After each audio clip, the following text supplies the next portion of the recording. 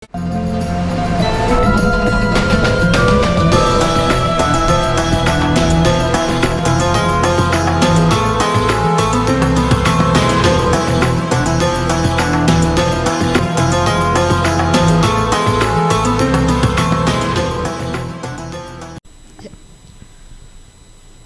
Mubarak dari Ma'mar dari Muhammad bin Al-Munkadir, ya, ketika neraka diciptakan oleh Allah Subhanahu wa taala, itu para malaikat ketika Allah perdengarkan suara gemuruhnya doang. Allah nggak perlihatkan dalam neraka, cuman suara gemuruhnya aja. Itu dikatakan para malaikat semua ketakutan. Dikatakan seolah-olah hati mereka hilang dari diri mereka. Takut, ya. Dan para malaikat baru merasa tenang ketika Allah menciptakan Nabi Adam alaihissalam. Jadi malaikat sebelum ada Nabi Adam tuh masih was-was. Ini neraka buat siapa ini? Suaranya aja udah serem banget. Gimana kita ngelihat isinya? Ya. Dalam riwayat dari Maimun bin Mahran, setelah Allah ciptakan neraka jahanam, maka Allah memerintahkan kepada neraka jahanam untuk memperdengarkan suara gemuruhnya. Neraka, perdengarkan suara gemuruhmu agar para malaikat mendengar gemuruh neraka jahanam. Maka kemudian neraka jahanam memperdengarkan suaranya. Ya. Ketika mendengar gejolak suara gemuruh neraka jahanam, itu semua malaikat yang ada itu mereka langsung sujud di hadapan Allah Subhanahu wa taala. Malaikat sujud. Lalu kemudian Allah bilang kepada mereka, irfa'u ru'usakum ya malaikati. Wahai para malaikatku, angkat kepala kalian. Ya. Lalu kemudian malaikat mengatakan, ya Allah, kami merasa takut dengan neraka jahanam. Kami khawatir kalau kami harus masuk ke dalam neraka jahanam. Lalu Allah bilang kepada para malaikat, malaikat, tahukah kalian, aku ciptakan kalian itu untuk beribadah kepada aku. Ya. Dan neraka jahanam ini aku ciptakan untuk mereka yang berbuat durhaka kepada aku. Maka baru malaikat mengangkat kepala mereka dan mereka merasa aman dari yang namanya neraka jahanam. Kan kita begitu. Ya. Kalau kita pikir-pikir, apa bisa kita selamat? Nggak usah jauh dah. Ntar ketika kita dari mauqif, dari padang mahsyar, akan menyeberangi sirat, wa im minkum illa wariduha. Jadi nggak ada seorang pun melainkan akan melewati jembatan itu, karena jalan untuk masuk ke dalam surga cuma satu, harus lewatin itu jembatan. Kira-kira kalau kita sampai di depan itu, bisa lewat kita apa kagak? Kalau Nabi bilang di dalam hadis, itu lebih tipis daripada rambut dan lebih tajam daripada pedang. Ibaratnya begitu. Jadi nggak mungkin kita bisa lewat kalau bukan karena amal ibadah. Dalam kitab Daqaiqul Akhbar fi Dzikril Jannati wan Nar, nanti kata Nabi, ada umatku yang bingung ketika mau nyebrang di sirat untuk menuju surga. Dia nangis. Ditanya, kenapa ente nangis? Gimana saya bisa nyebrang? Lihat jalanannya luar biasa. Ya. Api gulung begitu. Kita disuruh lewat di dalamnya. Apa bisa kita lewat? Lalu kemudian karena ini orang dulu waktu hidup di dunia, dia sering rajin sholat di Masjid Al-Mu'awanah, ya, ikut ngaji dan lain sebagainya. Jadi jamaah di Al-Mu'awanah. Maka akan didatangkan masjid yang dulu dia suka melaksanakan ibadah di dalamnya. Didatangkan, lalu kemudian naiklah engkau ke dalam masjid ini. Kemudian masjid itu akan membawa dia menyeberangi sirat. Begitu. Makanya ntar yang jalan ke masjid mau naik ya nggak bisa, gitu. Nggak dikenal dia, nggak bisa, kagak bisa masuk. Siapa nih? Ya lu nggak pernah ke masjid. Giliran corona dulu protes, gimana nih? Masjid ditutup, musola ditutup, orang mau sembahyang, wah protes paling nyaring. Nah giliran masjid dibuka nggak nongol-nongol sholat jamaah. Gitu. Kadang-kadang ada orangnya model begitu. Hadirin jamaah rahimakumullah. Jadi neraka itu kalau diceritakan begitu, kan ada satu riwayat Salman Al-Farisi, ya, Salman Al-Farisi sahabat Nabi, ketika Nabi Muhammad SAW membacakan firman Allah surat Al-Hijr ayat 43, wa inna jahannama la mau'iduhum ajma'in. Sesungguhnya neraka jahanam itu benar-benar tempat yang telah diancamkan kepada mereka, ya, yang banyak berbuat maksiat, ya, semuanya. Jadi neraka itu memang diciptakan, emang udah Allah janjiin orang-orang yang durhaka tempatnya adalah di neraka. Maka hadirin rahimakumullah, Salman Al-Farisi ketika mendengar Rasulullah membacakan ayat ini, dia lari dari rumahnya, 3 hari hilang, 3 hari dicari. Kata Rasul, Salman kemana? Nggak pernah kelihatan. Ya Rasul, hilang. Salman hilang. Lalu kemudian Nabi bilang, cari Salman. Kemana dia? Ya, dia lari. Ya, kenapa dia lari? Karena takutnya dengan neraka. Padahal dia sahabat Nabi, ya, yang luar biasa, masuk surga. Dia akalnya itu kayak orang gila pas dengar begitu. Stres bahasa kita bilang. Ya.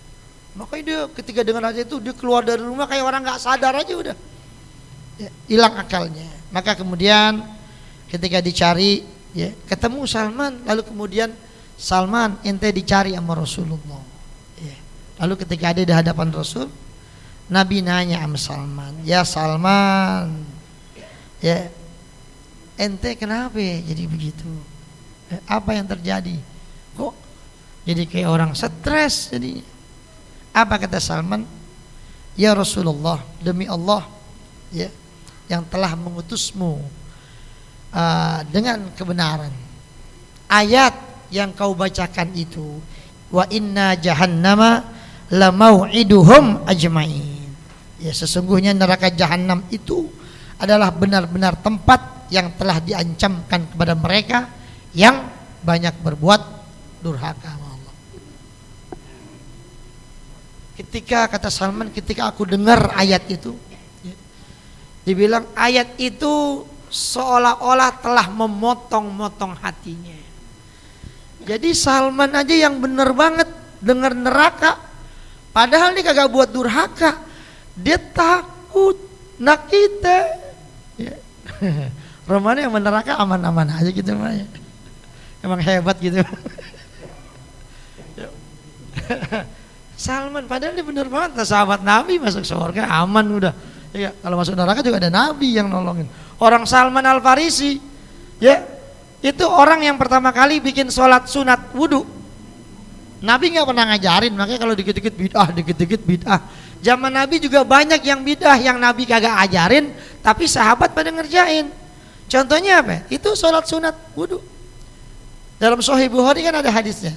Ketika Rasulullah lagi diem, tiba-tiba Rasul dengar ada suara sendal di dalam surga, suara teropah.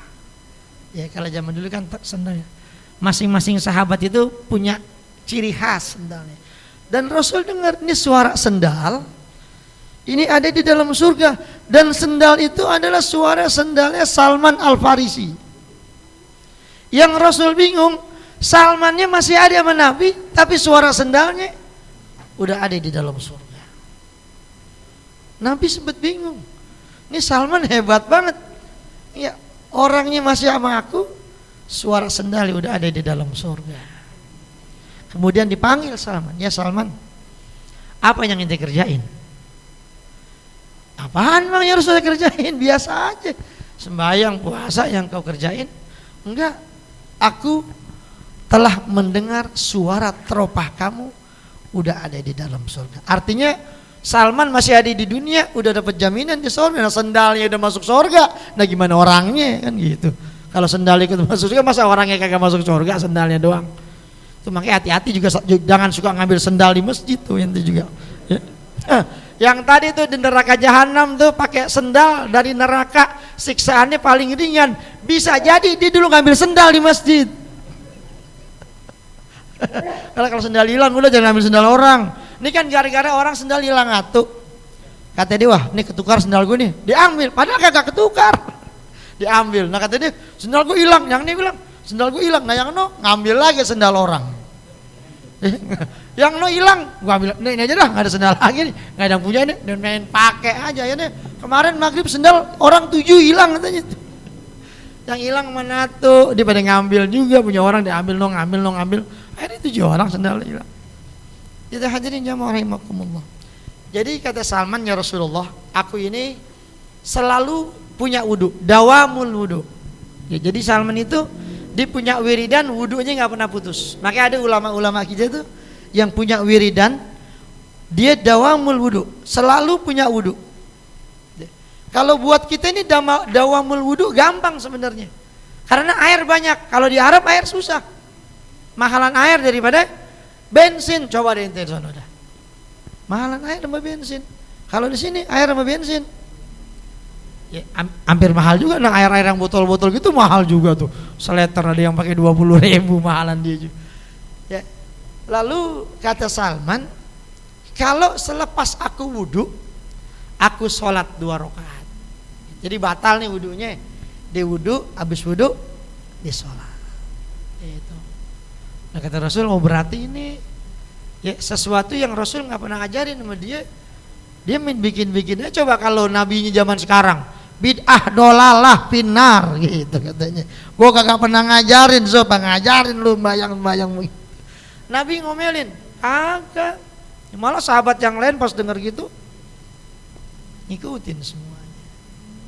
Jadi seperti itu. Jadi jangan dikit-dikit yang Nabi nggak kerjain bid'ah, Nabi ngerjain bid'ah. Banyak ya kisah-kisah tuh zaman Nabi yang Nabi nggak kerjain, sahabat main bikin aja.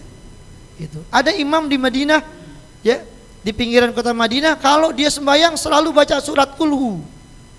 Rakaat pertama dibaca Al-Ghoshiyah. Habis Al-Ghoshiyah lanjutin nama Kulhu. Rakaat kedua dia baca surat yang lain lagi, Al-Fajr. Habis Al-Fajr dibaca Kulhu. Akhirnya jamaah ada yang protes, "Mam, lu ngapain bacanya begitu?" Ya kan? Kan Nabi kalau baca surat atu aja Ali Imran aja sampai habis. Apaan aja pokoknya nggak pakai 2 surat model kayak ente begini. Setiap rakaat baca Kulhu. Siapa yang ngajarin ente? Itu kan jamaah protes. Kata imamnya, ya kalau lu nggak cocok sama gue, lu aja jadi imam. Gitu. Masalahnya dia yang paling pinter. Gitu. Akhirnya karena jamaahnya gondok juga kesel. Nih imam kita teka banget, Nabi nggak pernah ngajarin nih bahasanya. Ini bid'ah dolalah ini, finar bahasanya. Ya, akhirnya diaduin ke Rasulullah, ya Rasulullah, kita punya imam baca surahnya baca kulhu mulu. Rakaat pertama kulhu, rakaat kedua ada kulhunya lagi. Begitu kulhu terus. Akhirnya dipanggil sama Rasulullah sallallahu alaihi wasallam. Nabi orangnya bijak. Kalau yang model-model sekarang, ente bid'ah dolalah finar, udah begitu aja. Nabi enggak begitu. Nabi nanya, ente kenapa kalau jadi imam bacanya ya, habis baca surah baca kulhu, rakaat kedua habis baca Fatihah baca surah baca kulhu lagi. Apa jawabannya ya Rasulullah? Saya sangat senang sama surat Al-Ikhlas. Bahasa dia cinta mati udah sama Al-Ikhlas.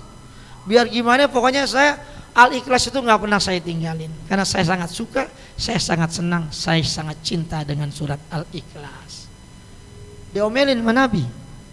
Ya, Nabi bilang ini, kecintaanmu terhadap surat Al-Ikhlas telah mengantarkan kamu masuk ke dalam surganya Allah Subhanahu wa taala. Jadi begitu. Ya. Ditambahin. Oh, setelah itu besok aneh mau nambahin juga, tambahin dulu. Ya. Hadirin jamaah yang dimana. Jadi seperti artinya apaan? Ada perkara-perkara bukan zaman sekarang, zaman Nabi juga banyak. hamdan katsiran thayyiban mubarakan fi. Ada yang baca begitu. Ya, bacaan itu i'tidal. Hamdan katsiran thayyiban mubarakan fi.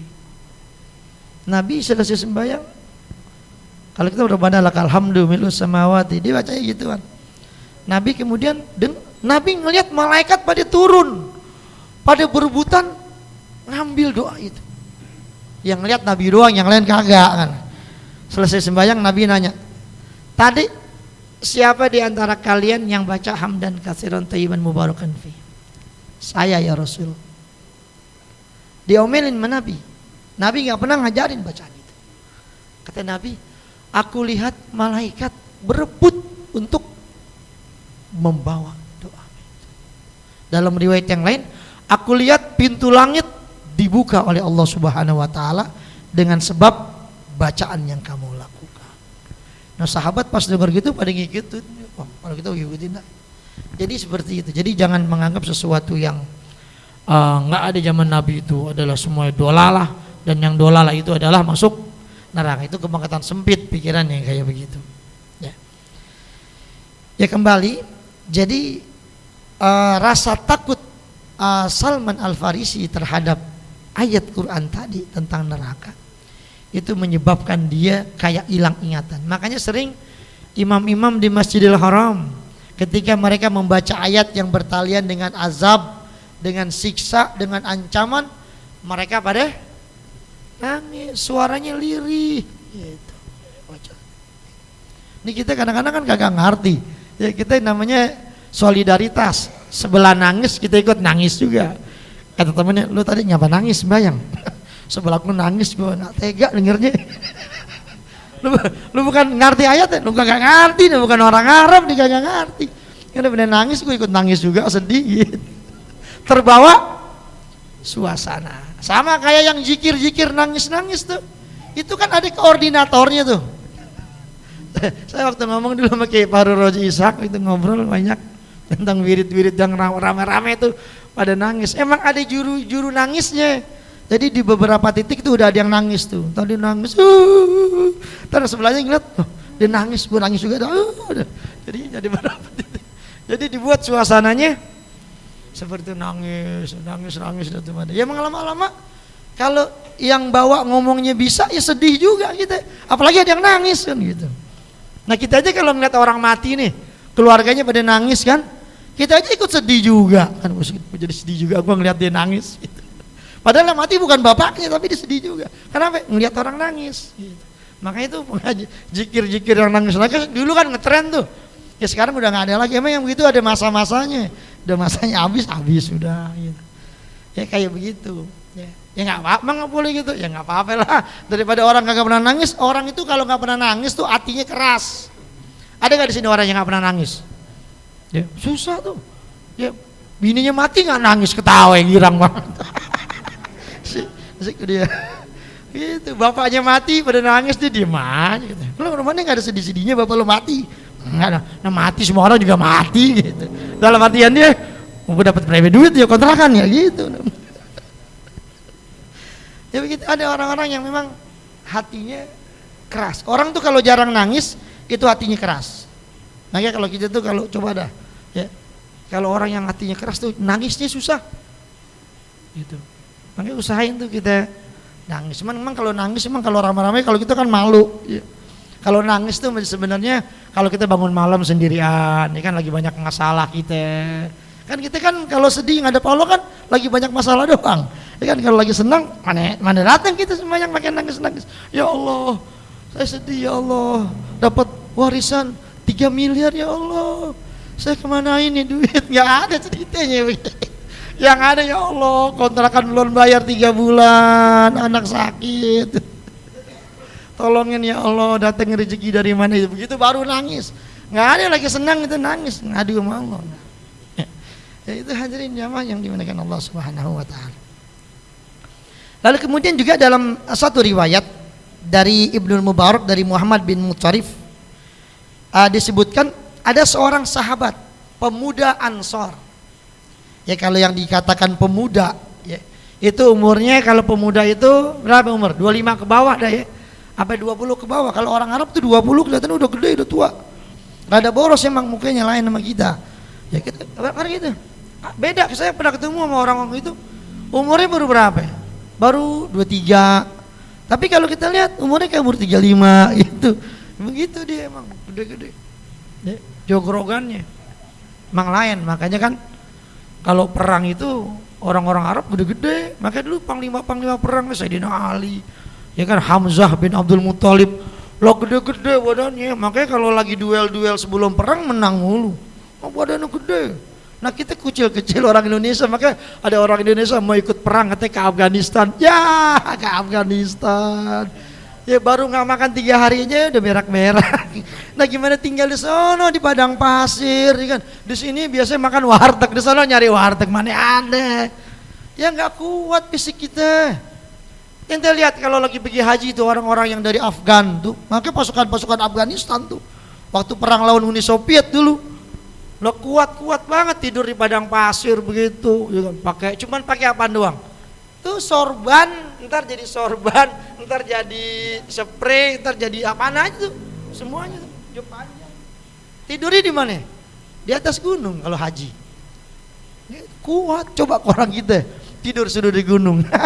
Ya Allah, langsung dikerokin sama bininya. Mau tidur di mana sih bang? Bang tidur. Lain fisiknya kuat-kuat. Ya makanya kuat-kuat. Makanya kan ya yang namanya panglima-panglima terkuat Islam itu adanya ya dari sono. Kalaupun kita nanti ada ya paling jadi pasukan doang, pasukan gitu. Kalau yang buat pemimpin-pemimpinnya pasti jagoannya dari sono. Ya, gitu. Emang gede-gede. Ini sahabat Ansor. Ini dia ketakutan. Ya. Pada saat dia mengingat Allah. Lalu dia nangis ketika ingat neraka. Habis itu dia diam di rumah, dia nggak keluar-keluar. Lalu kemudian Nabi nanya, itu si fulan mana? Kok nggak pernah kelihatan? Ya Rasulullah, nggak tahu gitu ya. Dia tiba-tiba nangis, lalu kayak orang ketakutan. Habis itu dia nggak keluar rumah. Akhirnya Nabi suruh panggil, suruh kemari. Aku mau ketemu. Dia nggak berani ya Rasul keluar, dia nggak keluar. Nah kalau Salman tadi dia kabur keluar. Nah ini kebalikannya nggak mau keluar. Ya. Akhirnya karena ini anak muda dipanggil Nabi dia nggak mau keluar, akhirnya Nabi yang maranin, dimaranin Rasulullah SAW. Lalu kemudian ketika Nabi sampai di rumahnya, Nabi temuin ini anak muda, lalu anak muda itu langsung memeluk Rasulullah SAW. Habis memeluk Rasulullah, dia langsung meninggal dunia. Ya. Lalu kata Rasul, ini sahabat kalian, dia saking takutnya kepada neraka menyebabkan dia meninggal dunia. Maka hari ini kau urus jenazah sahabat kalian. Bayangin ketakutan namanya neraka, meninggal dunia. Kita kadang-kadang kalau lagi dengerin tentang neraka, ya kita sih santai aja, duduk aja, kita nggak pikirin tentang neraka. Dosa kita banyak, kita nggak pikirin. Ya. Ini sahabat-sahabat Rasulullah SAW. Makanya dalam riwayat juga, satu waktu pernah dalam riwayat dari Zaid bin Aslam, ketika Jibril mau ketemu Nabi Muhammad dari langit turun ke dunia, tiba-tiba Israfil mau ikut. Gitu. Israfil kan tugasnya niup sangkakala. Masalahnya kan kiamat masih lama, ya gak? Ini trompet juga kata Israfil kan gue belum tiup nih trompet, gue pengen jalan-jalan juga, masa gue deh ngomong aja nih trompet kapan ditiupnya? Ya, gue pengen ikut. Lalu kata Jibril kalau mau ikut izin dulu sama Allah, kalau Allah izinin ayo ikut. Akhirnya diizinin sama Allah dah. Ya kesianan juga deh, ini megang trompet aja belum niup-niup, lama banget. Dia pengen jalan-jalan. Ya udah akhirnya kata Jibril, ya udah izin, ya boleh udah gitu, izin. Akhirnya turun. Nah ketika sampai di langit, Israfil mukanya pucat, sampai kemudian turun ke bawah, ketemu Nabi, Jibril ngucap salam, Israfil kayak orang ketakutan, mukanya pucat. Lalu Nabi langsung nanya sama Jibril, Bril, itu Israfil ngapa begitu mukanya pucat? Kayak orang ketakutan. Apa jawab Jibril? Ya Rasulullah, ini Israfil kan tugasnya kan niup trompet nih. Ya, bahasa kita dicapek kali niup trompet. Nah belum ditiup-tiup, cuma megang doang. Dia mau ikut sama saya untuk bertemu dengan engkau ya Rasulullah. Lalu kemudian ketika dalam perjalanan dari langit menuju dunia, dia mendengar suara gemuruh neraka jahanam. Lewat, dengar suaranya, langsung pucat mukanya. Sampai ketemu di hadapan Nabi, nggak ngomong, diem aja. Bayangin, kalau sekelas malaikat Israfil, ya malaikat utama, ya denger doang, pucat mukanya. Nah bagaimana kita? Neraka jahanam tuh tempat kita tuh, yang pada kagak bener, yang suruh sembahyang, ogah. Nih gini hari ini masih di rumah aja belegot, ngerokok, ngopi, nonton sinetron. Udah mau isya, ya. Umur udah 58, ya kan? Bayang maghrib kagak.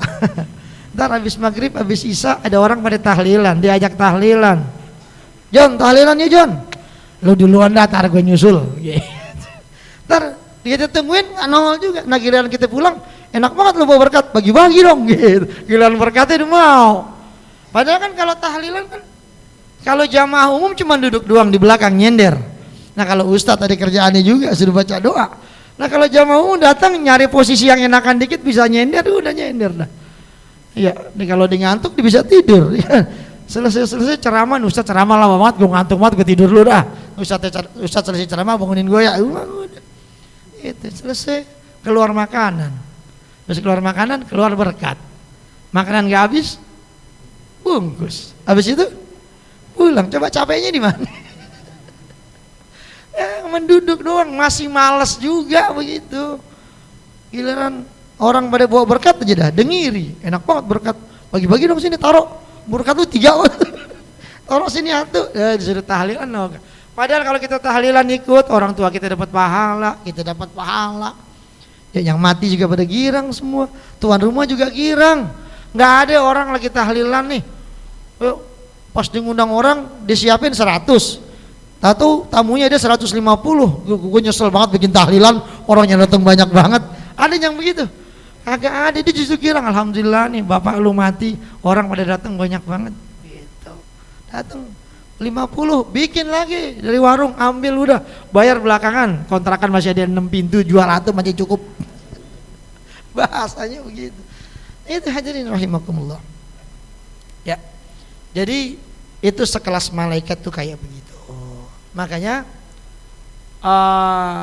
Ka'ab bin Akhbar bilang itu sama Sayyidina Umar, ya Umar, andai kata engkau punya pahala 70 nabi, ketika kau berada di kondisi saat itu, maka kamu pasti akan berpikir kamu gak akan selamat menghadapi itu semua. Bayangin, bukan 1 nabi pahala 70 nabi, bingung masih.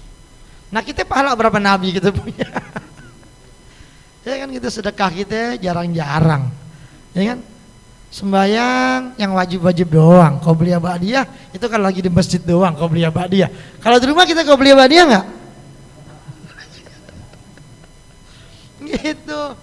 Makanya kalau bisa, kalau kita sembahyang udah kita sembahyangnya di masjid aja, biar apa? Biar sholat sunat qobliyah sama ba'diyah gitu. Kalau di rumah kagak. Nah jangan kan qobliyah ba'diyah, nah qomat aja kagak kan gitu. Pakai wirid, assalamualaikum, ambil handphone lagi. Yang penting udah masih bagus begitu, masih bagus juga. Daripada kagak, kan banyak juga yang kagak. Ya. Lalu kemudian setelah melihat kayak gitu, fabakal qaumu hatta nasaju. Itu semua yang ada di masjid saat itu, mereka semua menangis terseduh-seduh mendengar kisah dari yang dibacakan oleh Ka'ab bin Akhbar. Ya kalau bahasa kita tadi mintanya yang sedih-sedih, yang serem-serem. Ya udah diceritain, bener nangis pada semuanya ketakutan. Jadi mereka mikir loh, kalau sekelas Nabi aja bingung. Nah gimana? Harusnya sih kita pada nangis nih harus. Gitu, soalnya kita aman masuk, kita sih masuk surga, dah yakin aja dah aman. Ya ada Nabi Muhammad, yang penting itu aja sembahyang yang benar, puasa Ramadan, ya kan? Yang wajib aja jadi udah.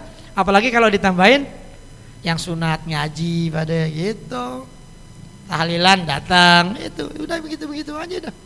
Ya. Laksanain perintah Allah, jauhin larangan Allah. Insya Allah mati masuk surga. Biar kata nyemples, timbangannya beda dikit banget. Ntar ada Nabi Muhammad yang nolongin, tenang aja. Makanya baca sholawat sama Nabi biar banyak, terutama hari Jumat. Ya, hari Jumat paling kagak 300 tuh. Makanya kalau mau sholat Jumat tuh datang biar awalan dikit, baca sholawat tuh 300 kali. Nggak usah baca Quran. Kalau mau Jumat tuh ada yang suka ngaji, nggak usah baca sholawat. Ya kalau mau malam, cuman malam bisa orang baca Tabarok, baca Almu, macam-macam dah tuh ya, bacaan Al-Kahfi pada. Nah ketika mau Jumat, nungguin waktu Jumat, baca sholawat 300. Istimewa kalau hari Jumat. Dalam kitab At-Tahajjul Jami' Usul Fiqh Hadis Rasul, kenapa sih Nabi nyuruh baca sholawat buat beliau hari Jumat? Kalau kita baca sholawat hari Jumat, itu Nabi langsung dengar suara kita. Ya, seperti yang lalu udah saya jelasin. Kalau yang baca salawat Ustadz Samsudin, Nabi kenalin banget. Kata Nabi, Samsudin suaranya. Ya, gue kenal banget, lain nama yang lain dia gitu. Jadi dengar salawat. Tapi kalau hari lain, itu Allah punya malaikat yang ditugas untuk mencatat orang-orang yang bersalawat kepada Nabi. Nanti malaikat ini ngelaporin, ya Rasulullah, Ustadz Samsudin salawat sama ente nih hari ini sekian kali. Gitu. Tapi Rasul nggak dengar suaranya. Cuman laporannya doang. Tapi kalau hari Jumat Rasul dengar langsung suara kita. Tuh istimewanya hari Jumat. Biar nanti kalau amal-amal kita kurang, ada Nabi tuh. Kan nanti ada umat tuh amalnya kurang. Nabi tuh kalau lagi di timbangan tuh, itu Nabi kelilingan tuh. Ada yang timbangan kurang dikit udah puyeng dah gitu. Udah keringetan dia, waduh timbangan. udah rata gini. Tahu tuh jomplang, banyakan jeleknya. Ya karena dia dulu rajin sholawat, Nabi bawa kertas tuh, ditaruh aja di timbangan kebaikannya. Malaikat gak berani ngomong apa-apa. Nabi Muhammad, emang udah Allah, Muhammad ente mau apa, lakuin selaku lagu ente, terserah. Malaikat gak bakal ngomong apa-apaan gitu. Udah taruh kata orang, langsung tuh pas ditaruh, langsung kebaikannya jomplang, masuk surga. Tadinya malaikat udah mau nyeret ke neraka. Wah, ketika timbang goyang-goyang ini, kita malaikat, untuk malaikatnya nggak tebak-tebakan, tempat neraka masuk surga nih. Goyang-goyang, tahu-taunya beratan kejelekannya. Nabi Muhammad ngelihat udah mau diseret, kata Nabi Muhammad, dulu ditaruh aja tuh kertas tuh, langsung masuk surga. Pas dilihat apaan itu catatan sholawat dia kepada Rasulullah Sallallahu Alaihi Wasallam. Tuh, maka kita tuh yang namanya wiridan, ya, yang nggak perlu tahu artinya, sholawat sama baca Quran. Kalau wiridan yang lain tuh ratib semuanya. A'udzubillahi minasyaitonir rajim. A'udzubikalimatillahit tammati min syarri ma khalaq. Itu mesti tahu artinya. Jangan cuma baca doang. Tapi kalau sholawat nggak perlu ente tahu artinya, itu udah dapat ganjaran. Ustaz kalau gitu kita nggak usah baca ratib aja kalau nggak ngerti, udah baca aja dah. Ya, baca. Tapi paling kagak sedikit banyak lihat juga artinya, gitu. Artinya apa sih yang gue baca? Gitu biar paham. Kan banyak orang tuh wiridan jadi wiridan gara-gara wiridan jadi gila. Ada kan wiridan gila. Nah gimana kagak gila? Ya, yang dibaca salah. Ikan gurunya kagak, dia lagi naik mobil, tahu masuk orang tuh assalamualaikum, bawa jualan buku wiridan 1000 dibeli sama dia. Wiridan bisa jalan di atas air. Baca ini, waduh, dibaca aja sama dia. Dapat 3 hari ketawa sendiri. Lama-lama gila yang ada. Makanya kita kalau baca wirid tuh jangan mau baca ratib biar dagangan gue laku. Nggak usah pakai niat dagangan laku. Baca aja udah gituan. Ya, Al-Hadad, Al-Atos tiap hari baca satu-satu. Ya, ada yang pagi, ada yang sore, lalu baca Quran dan lain sebagainya. itu ada keberkahannya. Udah nggak usah pakai pengen begono, pengen begini dan lain sebagainya. Kayak baca Quran walaupun cuman sehalaman doang.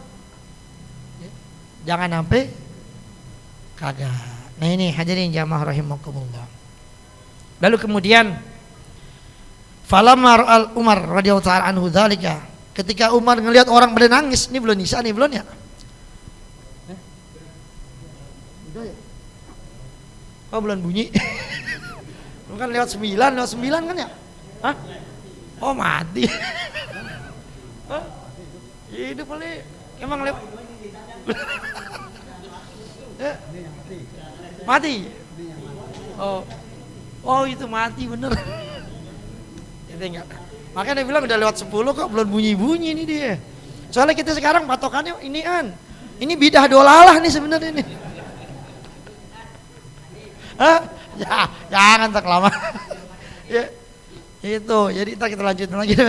Pas Umar ngelihat orang pada nangis, Umar wah, ini nggak kena ini orang pada nangis. Ini mesti orang biar pada girang nih, gitu. Masa nangis terus. Kata nah Umarnya minta biar yang ceritain yang serem-serem. Udah ceritain yang serem, dia pada nangis. Kata Umar, sekarang ceritain yang enak-enak aja dah kalau gitu. Lalu kemudian Ka'ab menceritakan yang enak-enak. Udah yang enak-enak besok aja udah. Kita tutup udah Isa, biarnya nih mati. Kita tutup, mudah-mudahan Allah berikan kita ilmu yang bermanfaat, kesehatan badan kita, diberkahi hidup kita, jadikan anak-anak kita soleh dan solehah, diwafatkan kita semua dalam keadaan husnul khatimah, bisa mengucap kalimat tauhid la ilaha illallah Muhammadur Rasulullah tilijaniyah. Al-Fatihah. Bismillahirrahmanirrahim. Alhamdulillahirabbil alamin. Wassalatu wassalamu ala sayyidina Muhammad. Allahumma zidna ilma wasina fi rizqi wa atina fid dunya hasanah fil akhirati hasanah wa qina adzabannar. Sallallahu ala sayyidina Muhammadin wa alihi wasallam. Alhamdulillahirabbil alamin. Assalamualaikum warahmatullahi wabarakatuh.